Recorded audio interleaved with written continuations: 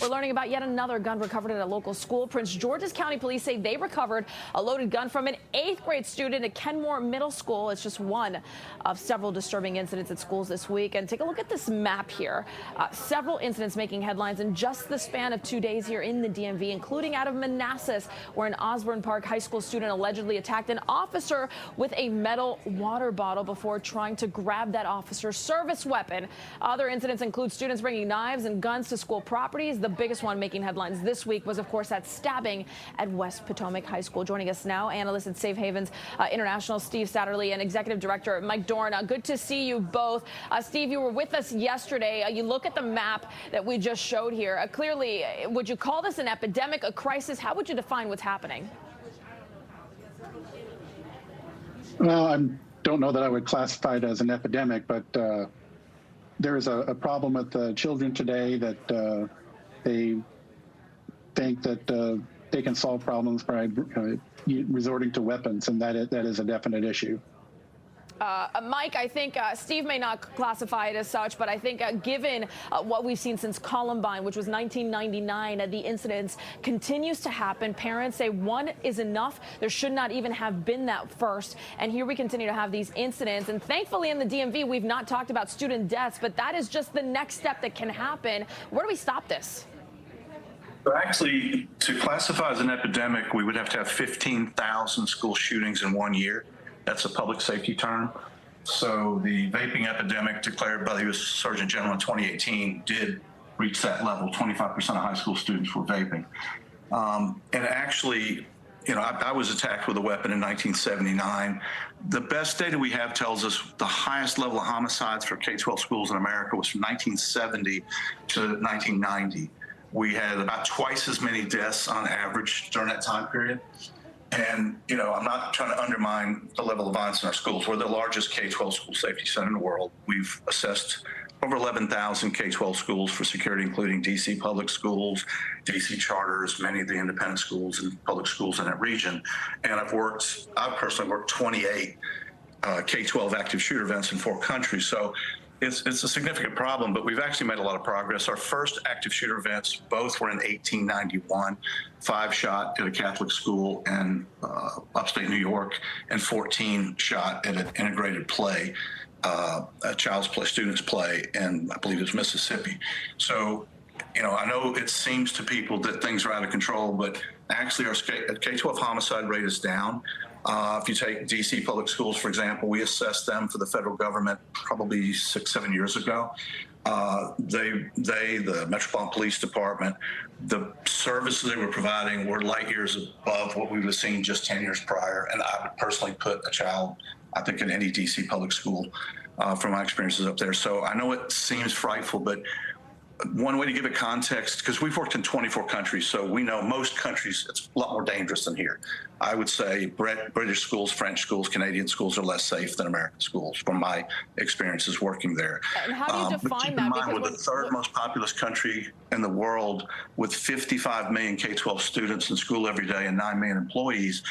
That's more kids and staff in our schools every day than all the people who live in the United Kingdom. So we have seen some increases in violence in this past couple of years. As Steve said, we're seeing more of these things escalate, but I wouldn't want to give the impression that it's an epidemic or it's off the rails. So, Mike, are you saying that schools in the United States are safe? I'm saying they're safer than they were when I attended school. I personally carried a weapon to school every day until I graduated in 1979 after I was cut with a box cutter. 3 kids were stabbed at my school in 1979. We didn't have mandatory tracking of homicide until after Columbine. So, you know, again, we've worked in 24 countries. I've worked in Israel, the UK, Canada. I rate our schools to be among the safest in the world, especially when you look at per capita data. Most people in America aren't following all the tremendous, horrific mass casualty attacks outside the U.S. 10,000 mass casualty attacks in schools outside the U.S. in just the last year based on UN data. Do you see in these schools that you're talking about the same mass casualty events like we saw at Uvalde, at Sandy Hook, at Parkland, where you're talking about dozens of students gunned down at a time? Oh, yes, yes. I mean, you know, actually the most lethal attacks have all been outside the United States. The Beslan attack in Russia, an attack in Pakistan with over 300 killed, I've worked an active shooter event in Tabor, Canada. We worked an active shooter event at a Catholic school in Mexico. Right now, we've been working with the U.S. State Department, helping the Brazilian government for about the last 2 years. They had 21 killed at a girls' school there. A machete attack with 7 killed in a kindergarten building. I mean, this is a worldwide problem. But typically, one thing I have to get across, no other country that we've worked in actually tracks homicide. When we worked with the Ministry of Education in India, they had no data on homicide, but 2 of the 10 schools we assessed, and many of these were independent and Catholic schools, Buddhist schools, they had 2 fatal shootings in the last 5 years. One public high school had, he said, a stabbing every other week. I guess the point I'm trying to make is for American parents, going the tit for tat, victim for victim in one country does not satisfy the fact that still this is happening in a developed nation in what, for many regards, is the #1 country in the world. For a lot of people who say that the democracy where you are allowed, it is a Second Amendment right, but maybe not for a minor to show up with a gun, maybe not for a minor to show up with a knife, ghost guns that are not tracked, that have no serial numbers. I mean, these are legitimate issues. But again, when we worked in the UK in 2013, their homicide rate per capita just for London schools was double that for the United States. Because again, we have 55 million kids. I hear you, Mike, but I don't think that assuages parents and their concerns when they're taking their children and dropping them off to school here in the DMV, in their backyard, in the school that they can walk to, that they know, as I'm sure you have schools in your neighborhood, that does not, I hear it, it's not any better. But we have a problem. Absolutely, man. I mean, I have 65 people working this.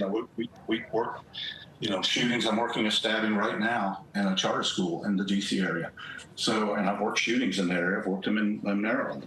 So I'm not trying to say it's not a problem. What I'm cautioning people about, when people throw out the term school safety, school violence epidemic, it's absolutely false. I asked the question, and because I knew you had the numbers, it wasn't a statement. I appreciate the differentiating between the countries. I still think when you look at a map, and we're talking about a very small radius within the Beltway here in D.C. proper, the nation's capital, there are issues, and I think that's undeniable.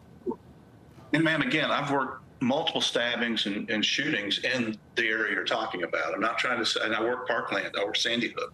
I work a lot of the mass casualty shootings, and I've worked about 50 that were not. And I was attacked. I survived an attack with a weapon in my school. Yeah. And I've got a 17-year-old in school right now. I'm just trying to say, yes, we have significant issues, and it has gotten worse in the last couple of years. We've had a breakdown in discipline.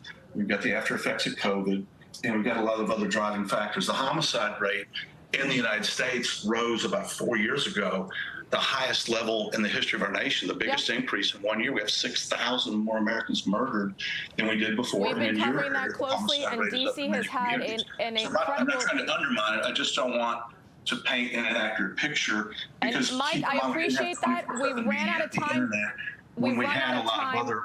We've been having attacks like this. Mike, we ran out of time. We would love to have you back on the DMV because I think that you're right. This is a much larger conversation. I think it is nuanced. You've got to look at the data.